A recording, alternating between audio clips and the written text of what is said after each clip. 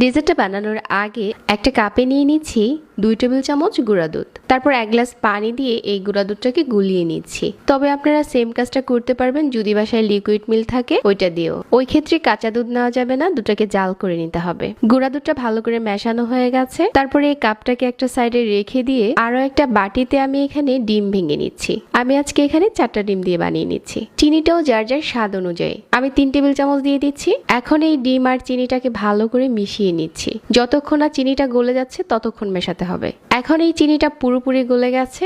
আমার এই মিশ্রণটা এখন রেডি হয়ে গেছে। এখন এই ডিম চিনির মিশ্রণটাকে একটু ছেঁকে নেব। একটা স্ট্রেনারে নিয়ে একটু ছেঁকে নিচ্ছি। ডিমের এই মিশ্রণটা ছেঁকে নেওয়া হয়ে গেছে। যেই লিকুইড মিল্কটা আমি আগে থেকে মিশিয়ে রেখেছিলাম এখন এই ডিমের মিশ্রণে দিয়ে ভালো করে নেড়েচেড়ে মিশিয়ে নিচ্ছি।